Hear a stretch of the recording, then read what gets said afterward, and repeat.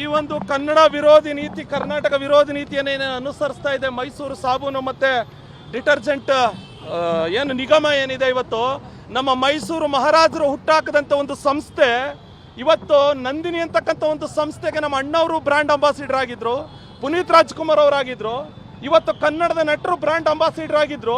ಆದರೆ ಇವತ್ತು ಇಡೀ ಪ್ರಪಂಚವನ್ನು ಮುಟ್ಟಿದೆ.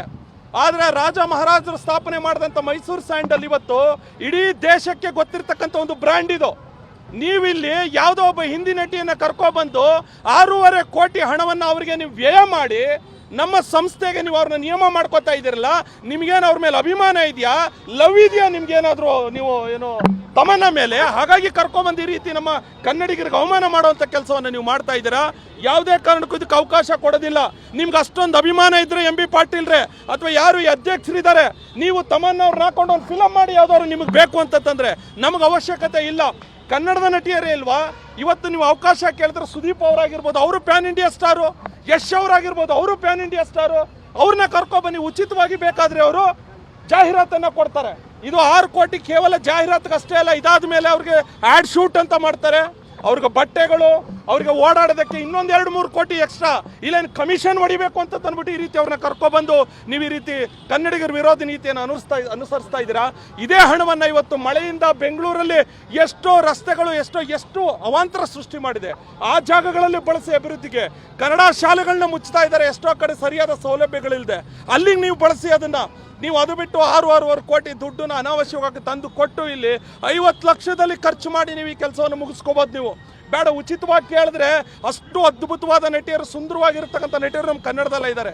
ಅವ್ರನ್ನ ಕರ್ಕೊಬಂದು ನೀವು ಇಲ್ಲಿ ನಮ್ಮ ಆ್ಯಡ್ ಶೂಟನ್ನು ಮಾಡಿ. ಈ ಹಿಂದೆ 400-500 ಕೋಟಿ ಲಾಭ ಮಾಡಿತ್ತು ನಮ್ಮ ಸಂಸ್ಥೆ. ಯಾವ ತಮನ್ನ ಇದ್ರು ಅವಾಗ, ಯಾವ ನಟಿ ಇದ್ರು ಅವತ್ತು ಮಹಾರಾಜರು ಸ್ಟಾರ್ಟ್ ಮಾಡಿದಂಥ ನಮ್ಮ ಸಂಸ್ಥೆ ಇಲ್ಲಿವರೆಗೂ ನಡ್ಕೊಬಂದಿದೆಯಲ್ಲ, ಯಾರಿದ್ರು? ಯಾರೂ ಇರಲಿಲ್ಲ. ಆದರೂ ಇವತ್ತು 100 ಕೋಟಿ ಲಾಭವನ್ನು ಗಳಿಸಿರ್ತಕ್ಕಂಥ ಒಂದು ಸಂಸ್ಥೆಯನ್ನು ಇವತ್ತು ನೀವು ಯಾರಿಗೋ 6.5 ಕೋಟಿ ಖರ್ಚು ಮಾಡಿ ಕರ್ಕೊಬಂದು ಈ ರೀತಿ ನೀವು ಕರ್ನಾಟಕ ವಿರೋಧಿ ನೀತಿಯನ್ನು ಅನುಸರಿಸ್ತಾ ಇರ್ತಕ್ಕಂಥದ್ದು ಇದು ಖಂಡನೀಯವಾದಂಥ ನಡೆ. ನಾವು ಯಾವುದೇ ಕಾರಣಕ್ಕೆ ಇದಕ್ಕೆ ಅವಕಾಶ ಕೊಡೋದಿಲ್ಲ. MB ಪಾಟೀಲ್ ಈಗ ಸಮರ್ಥನೆ ಮಾಡ್ಕೊತಾ ಇದ್ದಾರೆ, ಕನ್ನಡದಲ್ಲಿ ಯಾರು ನಟಿಯರು ಇಲ್ಲ, ಎಲ್ಲ ಕೂಡ ಬೇರೆ ಆ್ಯಡ್ಗಳು ಕೊಟ್ಟಿದ್ದಾರೆ, ಅದರಿಂದ ನಾವು ಕರ್ಕೊಂಡು ಬರ್ತಾ ಇದೀವಿ ಅಂತ. ಎಲ್ಲೂ ಕೊಟ್ಟಿದ್ದಾರೆ ಸರ್? ಈ ಹಿಂದೆ ಧೋನಿ ಅವ್ರನ್ನ ಅಪ್ರೋಚ್ ಮಾಡಿದ್ರು ಮೈಸೂರು ಸ್ಯಾಂಡಲ್ ಸೋಪ್ಗೆ, ಒಬ್ಬ ಧೋನಿ ಅವ್ರನ್ನ.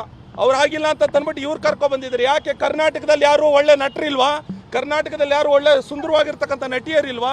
ನೀವು ಯಾರಾದರೂ ತಮನ್ನ ನೋಡ್ಬಿಟ್ಟು ಸೋಪ್ ತಗೋತಾರೆ? ಹಾಗಾದ್ರೆ ಯಾರಾದರೂ ಸೋಪ್ ಚೆನ್ನಾಗಿದ್ರೆ ಸೋಪ್ ತಗೋತಾರೆ. ಆಮೇಲೆ ಇನ್ನೊಂದು ಏನು ಅಂತಂದ್ರೆ, ನಮ್ಮ ಕರ್ನಾಟಕದ ಪ್ರಾಡಕ್ಟ್ಗಳು ಯಾವ್ಯಾವ್ದಿದೆ, ಇವನ್ ನಂದಿನಿನೇ ತಗೊಳ್ಳಿ, ಯಾರು ಅದಕ್ಕೆ ಆ್ಯಡ್ ಮಾಡಿದ್ದು, ಯಾವ್ದಕ್ಕೆ ಜಾಹೀರಾತು ಕೊಟ್ಟಿದ್ದು?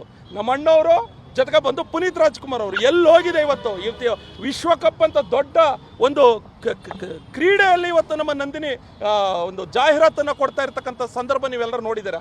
ಇವತ್ತು ಈ ಸಂಸ್ಥೆಯು ಕೂಡ ಇವತ್ತು ನಮ್ಮ ಮೈಸೂರು ಸ್ಯಾಂಡಲ್ ಬಗ್ಗೆ ಇಡೀ ಪ್ರಪಂಚವೇ ಮಾತಾಡ್ತದೆ, ಇಡೀ ದೇಶವೇ ಗೊತ್ತಿದೆ. ನೀವು ಅದಕ್ಕೋಸ್ಕರ 6.5 ಕೋಟಿ ಖರ್ಚು ಮಾಡಿ ನೀವು ನಮ್ಮ ತೆರಿಗೆ ಹಣವನ್ನು ಈ ಕೆಲಸವನ್ನು ಮಾಡ್ತಾ ಇರ್ತಕ್ಕಂಥದ್ದು ಖಂಡಿತವಾಗ್ಲೂ ಖಂಡನೀಯ. ನಾವು ಇದಕ್ಕೆ ಯಾವುದೇ ಕಾರಣಕ್ಕೂ ಅವಕಾಶ ಕೊಡೋದಿಲ್ಲ. ಹೌದು, ಇದು ಬೇಕಂತಲೇ ಮಾಡ್ತಾ ಇದ್ದಾರೋ ಅಥವಾ ಯಾರಾದರೂ ಸರ್ಕಾರದಲ್ಲಿ ತಮ್ಮನ್ನ ತುಂಬಾ ಕ್ಲೋಸ್ ಫ್ರೆಂಡ್ ಇದ್ದಾರೋ ಅವ್ರನ್ನ ಕರೆಸಿ ಕೊಡ್ರಿ, ಇವ್ರಿಗೆ ಏನು ಆಗಲ್ಲ, ನಡೀತದೆ ಅಂತ ಹೇಳಿ ಇದಕ್ಕೆ ನಾವು ಯಾವುದೇ ಕಾರಣಕ್ಕೂ ಅವಕಾಶ ಕೊಡಲ್ಲ. ಯಾವುದೇ ಕಾರಣಕ್ಕೆ ಇದು ಕೂಡುದು, ಇದು ಬೇಡ. ಖಂಡಿತವಾಗ್ಲೂ ಲಾಬಿ ಇದೆ ಅಂತ ನಮ್ಮ ಆರೋಪ ಇರ್ತಕ್ಕಂಥದ್ದು. ಒಂದು ಲಾಬಿ ಇದೆ ಅಂತ ಅನ್ನಿಸ್ತಾ ಇದೆ ನನಗೆ.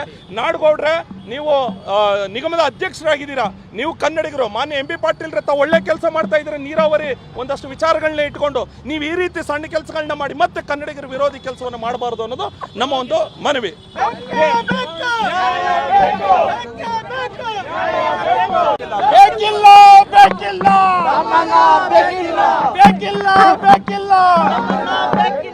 ಹೆಚ್ಚಿನ ವಿಡಿಯೋಗಳಿಗೆ ಪ್ರತಿಧ್ವನಿ ಯೂಟ್ಯೂಬ್ ಚಾನೆಲ್ ಸಬ್ಸ್ಕ್ರೈಬ್ ಮಾಡಿ, ಬೆಲ್ ಐಕಾನ್ ಕ್ಲಿಕ್ ಮಾಡಿ.